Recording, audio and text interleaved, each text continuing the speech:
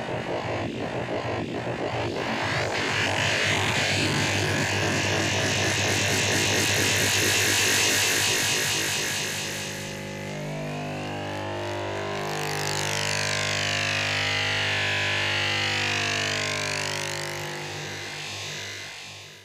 what's going on, guys? Welcome back to the channel. Today we're going to be talking about the latest leaks and rumors regarding Warzone 2 and Modern Warfare 2.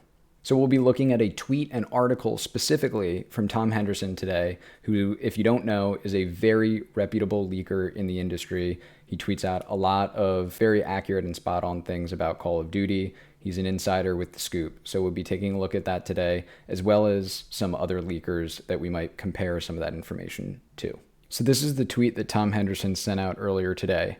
Here are a few new details on Warzone 2 and the DMZ. Essentially, there's three main points that Tom talks about in this article. So the first takeaway, as I talked about earlier, are the returning maps from the original Modern Warfare 2 game. These are multiplayer maps that, if you're familiar with Call of Duty and the Call of Duty franchise and have been a fan of the Modern Warfare titles, you will recognize a lot of these names.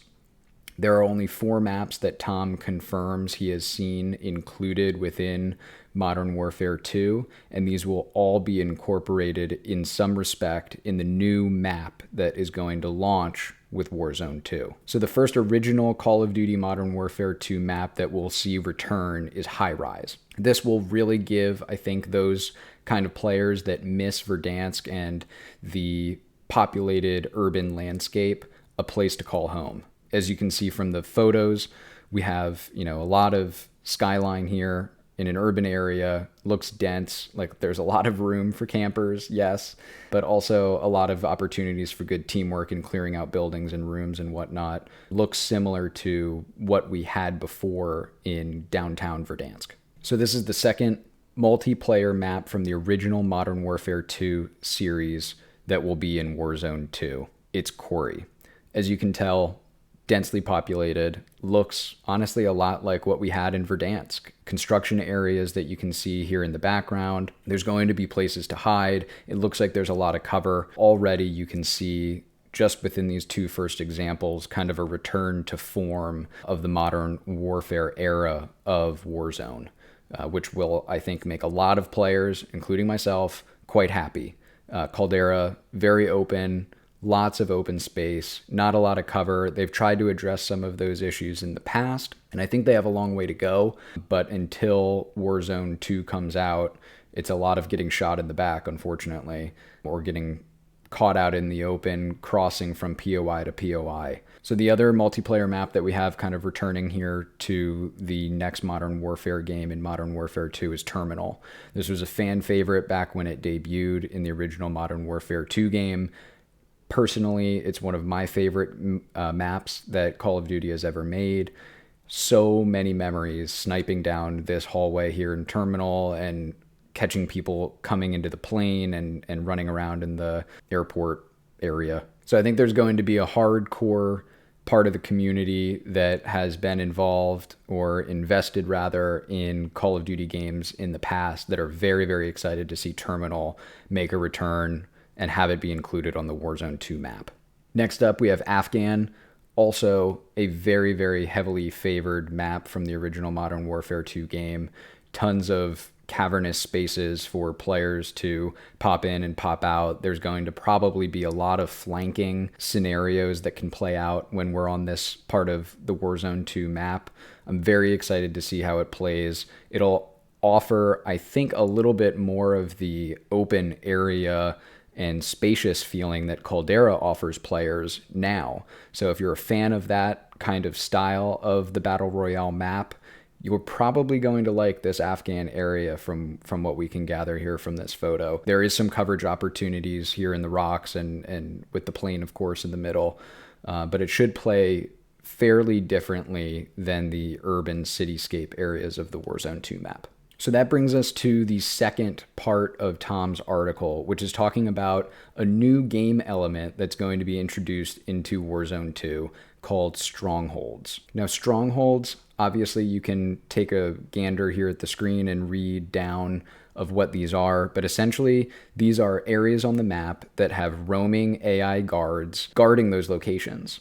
And you and your teammates are going to have to capture that stronghold to be rewarded with some sort of loot or money or a free loadout drop, perhaps some sort of reward. And essentially, the more difficult it is to capture a stronghold, the more rewards will be offered. It seems like these new strongholds will be quite prevalent, honestly. Tom points out that there's 25 to 30 of them spread out across the map. You can expect to see these quite a bit and run across a fair number of these. These are going to be very prevalent. The introduction of these strongholds, of course, leads to at least one question that comes to my mind, which is, will these rotate? Are there strongholds that are set in stone in certain locations around the map? Tom says a little bit further down here that not all POIs have strongholds. A presumably high trafficked area like Modern City might not be having any at all. This seems like it's yet another example of the Warzone developers trying to increase gunfight opportunities.